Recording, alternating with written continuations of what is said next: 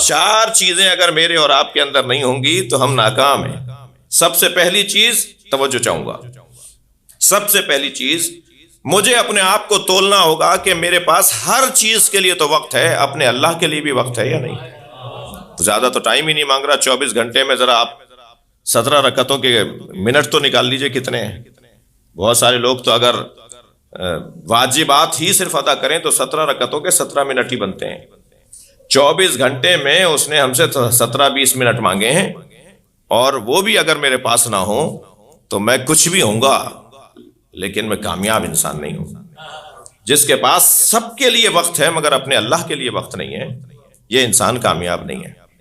اسے وقت نکالنا ہوگا، 2 رکعت کا ٹائم۔ اچھا، اس کو بھی رکعتیں نہیں چاہیے، ورنہ مشکل ترین نماز فجر کی تھی، جب بستر چھڑوائی دیا تھا تو 4 رکعت پڑھوا لیتا، مگر اسے رکعتیں نہیں چاہیے، ہماری حاضریاں چاہیے۔ میں یاد بھی تھا آج تمہیں یا نہیں، اسے یہ جذبہ چاہیے ہمارا۔ تو وہ انسان ناکام ہے کہ جس کے پاس سب کے لیے وقت ہے مگر اپنے اللہ کے لیے وقت نہیں ہے۔ دوسری صفت کامیاب انسان کی دیکھا جائے کہ یہ گھر والوں کے ساتھ کیسا ہے، جس کا اخلاق پڑوسیوں کے ساتھ اچھا ہو، دوستوں کے ساتھ اچھا ہو، اپنے آفس میں، ادارے میں، اپنے محکمے میں کام کرنے والوں کے ساتھ اچھا ہو، مگر گھر والوں کے ساتھ اگر کسی کا اخلاق اچھا نہ ہو تو انسان یہ کامیاب انسان نہیں ہے۔ سب سے پہلے زوجہ کے ساتھ اخلاق اچھا ہو، بچوں کے ساتھ اخلاق اچھا ہو۔ ماں گھر میں اگر بیٹے کو آتے ہوئے دیکھے تو ماں باغ ہو جائے، دل اس کا بہار ہو جائے کہ میرا بیٹا گھر میں آیا ہے، میری اولاد گھر میں آئی ہے۔ جی، بہنیں خوش ہوتی ہوں، بھائی خوش ہوتے ہوں۔ عزیزو، گھر والوں کے ساتھ اخلاق اگر اچھا ہے تو یہ انسان کامیاب انسان ہے۔ پھر باہر والوں کے ساتھ تو ثانوی حیثیت ہے۔ اچھا، یہ کیا بات ہوئی کہ ماں باپ کے ساتھ تو اخلاق اچھا نہیں ہے، چچا کے ساتھ اخلاق اچھا ہے؟ جی، اماں کے ساتھ اخلاق اچھا نہیں ہے اور خالہ کے ساتھ اخلاق اچھا ہے، تو اس کا مطلب یہ کہ خالہ کے ساتھ کسی مطلب کا اخلاق ہے، یہ کوئی سچا اخلاق نہیں ہے، کیونکہ خالہ تو اماں کی وجہ سے ہیں، جی، پھوپھی تو ابا کی وجہ سے ہیں، چچا تو ابا کی وجہ سے ہیں۔ چچا کے ساتھ تو خوب گھل مل رہے ہو لیکن ابا کو سلام کرنے میں بھی دقت ہے، تو یہ انسان ناکام انسان ہے۔ میں جلدی دہرا رہا ہوں، زیادہ نصیحتیں بھی بہت اچھا نہیں ہیں۔ تیسری صفت جو کامیاب انسان کے لیے ضروری ہے وہ یہ کہ دیکھا جائے وہ اپنے دشمنوں کے ساتھ کیسا ہے۔ دشمنوں کے ساتھ اگر اس کا اخلاق اچھا ہے تو یہ کامیاب انسان ہے۔ دشمنوں کو انسان، یہ کوئی ہنر نہیں ہے، کوئی کارنامہ نہیں ہے کہ دشمن سے دشمنی کی جائے، ہنر یہ ہے کہ دشمن سے درگزر کیا جائے۔ اور کیا خوب کسی حکیم کا جملہ ہے کہ بہترین انتقام یہ ہے کہ انتقام نہ لیا جائے، سب سے اچھا انتقام یہ ہے کہ پھر انتقام نہ لیا جائے۔ دشمن کے ساتھ کیسا ہے، یہ ایک تیسری صفت ہے کامیاب انسان کے لیے۔ جتنا اس کے اندر وہ گڑ ڈالتا چلا جائے گا اتنا ہی وہ بڑا آدمی ہوتا چلا جائے گا۔ اور چوتھی صفت یہ ہے کہ جب وہ جا رہا ہے دنیا سے، یا اپنے جانے کے بعد کے لیے اس نے کیا سوچا ہوا ہے۔ وہ اپنے زمانے کے لیے تو خوب اچھا جیا رہا، زندہ رہا، بہت فعال اور ایکٹیو رہا، بہت مصروف رہا، بہت کچھ کیا اس نے، مگر بعد کے لیے اس نے کوئی انتظام نہیں کیا۔ اگر بعد بھی اس کی تحریک اور اس کا نظریہ چلتا رہے گا، بعد میں بھی وہ سلسلہ جاری رہے گا، تو یہ کامیاب انسان ہے۔ اب ذرا دسترخوان نبوت پر آ جائیے۔ سرکار دو جہاں کی عظمت کا عنوان ہی یہ ہے کہ سرکار کی بندگی کا عالم یہ ہے کہ ساری دنیا سے اللہ کہتا ہے کہ بستر چھوڑو اور مصلوں پر آ جاؤ۔ کیا ہے پہلی صفت؟ اپنے اللہ کے لیے وقت کتنا ہے۔ جب ہم اس عنوان میں سرکار مولا نبی اور مولا علی اور اہل بیت عصمت و طہارت کی باب میں اور بارگاہ میں آتے ہیں تو ان کا عنوان بندگی ایسا ہے کہ ساری دنیا سے اللہ کہتا ہے کہ بستر چھوڑو اور مصلے پر آؤ، عبادت کرو، مگر نبی سے کہتا ہے قم اللیل الا قلیلا، اے میرے حبیب کبھی آرام بھی کر لیا کرو، کبھی بستر پہ بھی چلے جایا کرو۔ تمہاری تو عبادت میں اتنا وقت ہے، تم اپنی عبادت میں اتنے شوق اور ذوق سے رہتے ہو کہ تمہارے پیروں پہ ورم آ جاتا ہے۔ سرکار دو جہاں گھر والوں کے ساتھ کیسے ہیں؟ کامیاب ترین شخصیت، ایک مسیحی نے کتاب لکھی ہے، 100 تاریخ کی کامیاب شخصیات کے نام لکھے ہیں، لکھنے والا مسیحی ہے مگر ہمارے نبی کا نام حضرت عیسیٰ سے پہلے لکھتا ہے۔ تاریخ بشریت میں 100 کامیاب شخصیات میں سب سے پہلا نام وہ حضرت محمد مصطفیٰ صلی اللہ علیہ وسلم۔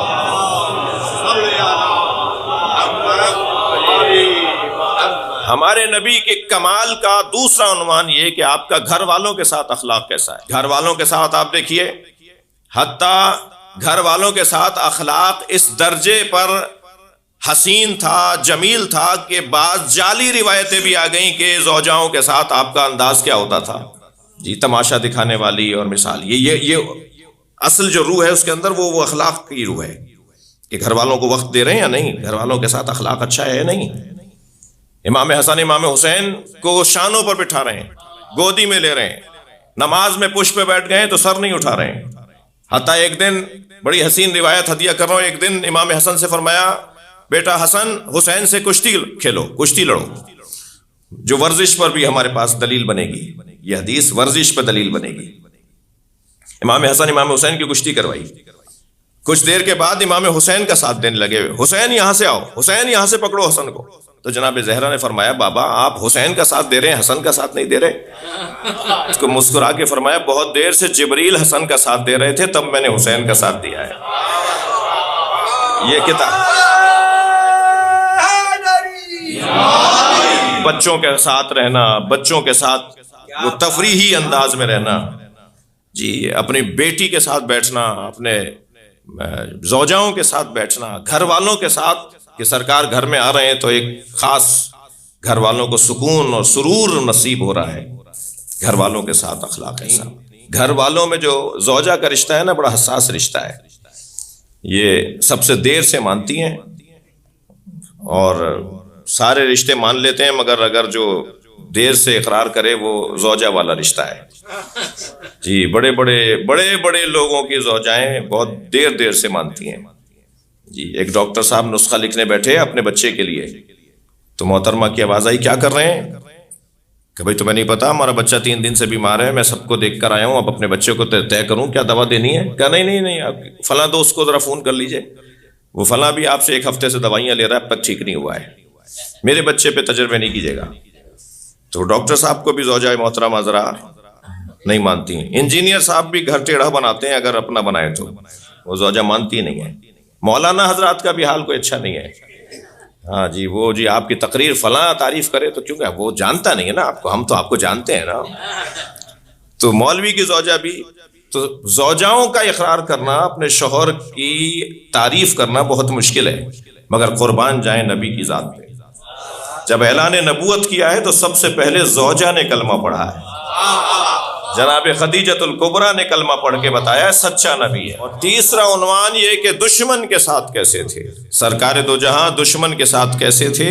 فتح مکہ کے موقع پر جب ہاتھوں میں رسیاں ڈال کر انہیں کھڑا کیا گیا، جنہوں نے نبی کو مکے سے ہجرت کرنے پر تیار کیا، آمادہ ہوئے، لفظ مجبور نہیں بول رہا میں، ماحول ایسا بنایا سرکار کے لیے کہ سرکار مدینہ چھوڑ کے، مکہ چھوڑ کے چلے گئے. ان سب کو گرفتار کیا گیا.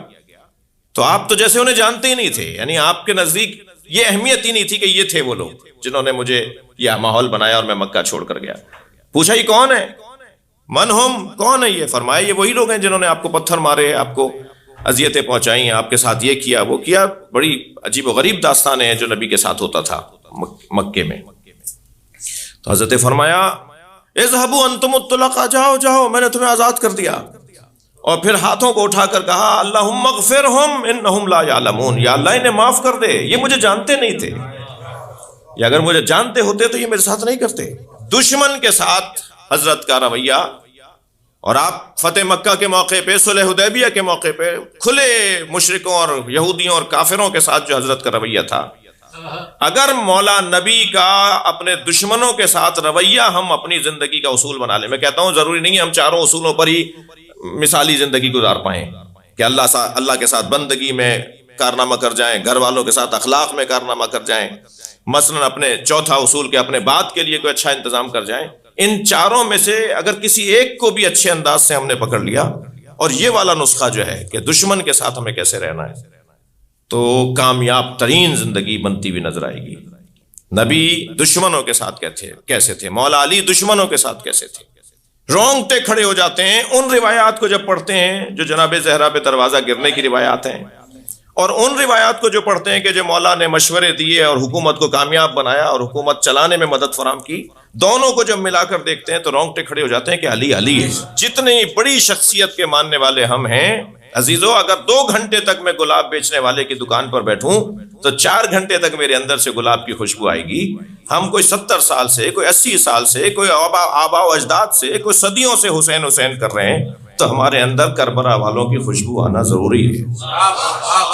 ہمارے رویے پکار کر بتائیں کہ ہم کربلا والے ہیں، ہم اہل بیت کے چاہنے والے ہیں، لہٰذا ہمارا انداز، ہمارا طریقہ پکار کر بتائے، تب تو ایک عزادار کہلانے کے قابل ہوں گے۔ یہ ہے تیسرا عنوان کسی کامیاب انسان کے لیے۔ اور چوتھا عنوان جو سرکار کے لیے حسین باب عظمت ہے کہ آپ اپنے بعد کا کیا انتظام کر کے گئے، اپنے بعد نظام مضبوط تر بنا کر گئے۔ قرآن چھوڑ کر جا رہا ہوں اور اہل بیت چھوڑ کر جا رہا ہوں، میں تمہیں تنہا چھوڑ کر نہیں جا رہا۔ میرے چاہنے والے میرے جانے کے بعد واپس نہ پلٹ جائیں کہ صاحب وہ تو چلے گئے، کیا دے کر گئے ہمیں۔ میں تمہیں انی تارکن فیکم الثقلین کتاب اللہ و عطرتی اہل بیتی، میں 2 چیزیں تمہیں چھوڑ کے جا رہا ہوں، تمہارے لیے چھوڑ کر جا رہا ہوں، ایک قرآن اور ایک اپنی عطرت اہل بیت۔ ان دونوں سے اگر جڑے رہو گے لن تضلوا بعدی، تو میرے بعد کبھی گمراہ نہیں ہوگے، یہاں تک کہ حوض کوثر پہ مجھ سے آ کر ملاقات کرو گے، تم کبھی گمراہ نہیں ہوگے۔ قرآن کو اپنے ساتھ رکھنا اور اہل بیت کو اپنے ساتھ رکھنا، کبھی ان دونوں سے اپنا تعلق نہ توڑنا۔